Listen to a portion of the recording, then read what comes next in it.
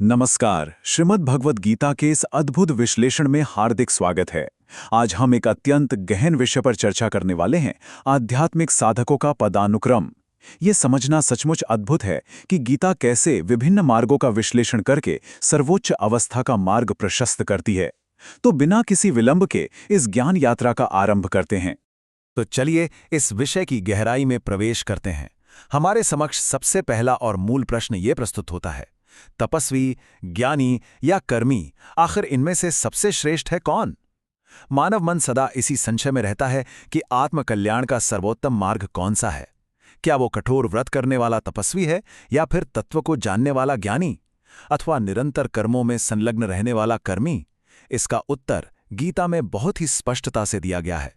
गीता के 46वें श्लोक का स्पष्ट उद्घोष है कि एक सच्चा योगी तपस्वियों, ज्ञानियों और सकाम कर्म करने वालों, इन तीनों से श्रेष्ठ है। ये एक अत्यंत महत्वपूर्ण तथ्य है। यहाँ यह स्थापित किया जा रहा है कि केवल शारीरिक तप, केवल बौद्धिक ज्ञान या केवल इच्छा प्रेरित कर्म उस सर्वोच्च अवस्था तक नहीं ले जाते जहाँ एक सच्चा योगी पहुँचता है। इन तीनों मार्गों के अंतर को सरलता से समझते हैं।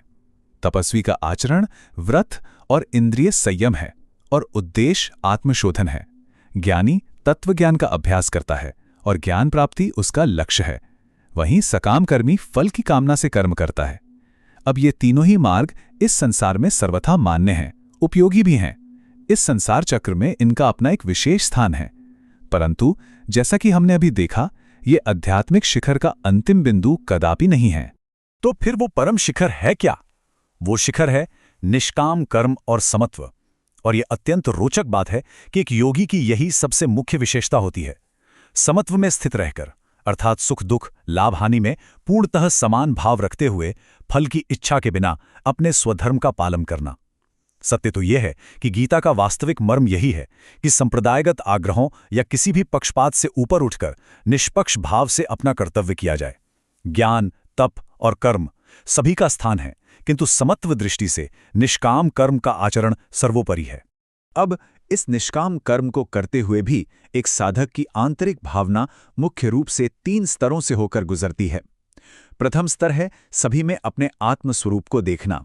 द्वितीय स्तर पर साधक अपने समस्त कर्मों को यज्ञ अथवा प्रकृति के निमित्त समर्पित करता है। और तृतीय तथा सबसे उच्च स्तर यह है कि स्वयं को और समस्त प्राणियों को ईश्वर का अंश मानकर अपने संपूर्ण कर्मों को पूर्णतया ईश्वर को अर्पित कर देना। आत्म जागरूकता से लेकर ईश्वरीय समर्पण तक की यह एक अत्यंत अद्भुत यात्रा है। और यहाँ आता है गीता का सबसे अद्भुत और परम रहस्य। 47वां श्लोक घोषित करता है कि संपूर्ण योगियों में भी वो परम श्रेष्ठ है जो श्रद्धावान होकर निरंतर ईश्वर का भजन करता है। इसका अर्थ ये हुआ कि केवल निष्काम कर्म ही पर्याप्त नहीं है, अपितु उस कर्म के साथ जब पूर्ण श्रद्धा और निरंतर ईश्वरीय भक्ति का समन्वय होता है, तब साधक परम योगी की सर्वोच्च अवस्था को प्राप्त करता है। ये कर्म और भक्ति का एक अद्वितीय अनुपम संगम है।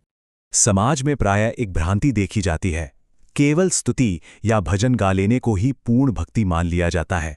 परंतु वास्तविक भक्ति वह है जहां संपूर्ण जीवन को ही ईश्वरीय सिद्धांतों के अनुरूप ढाल लिया जाए। यह एक निरंतर भाव है कि हम ईश्वर के हैं और ईश्वर हमारे हैं। हमारा प्रत्येक कर्म, चाहे वह कितना भी साधारण क्यों न प्रतीत हो, निरंतर ईश्वर स्मरण के साथ ही किया जाना चाहिए। इस संपूर्ण गहन विश्लेषण के पश्चात एक अत्यंत महत्वपूर्ण प्रश्न हमारे सम्मुख खड़ा होता है। क्या हमारे सभी दैनिक कर्म परमात्मा को समर्पित हैं? इस पर एकांत में गहराई से विचार अवश्य किया जाना चाहिए। श्रद्धा, समत्व और निष्काम कर्म, यही परमानंद का समन्वित मार्ग है। इसी विचार मंथन के साथ आज की इस ज्ञान चर्चा को यहीं विराम देते हैं। निरंतर अभ्यास करते रहें।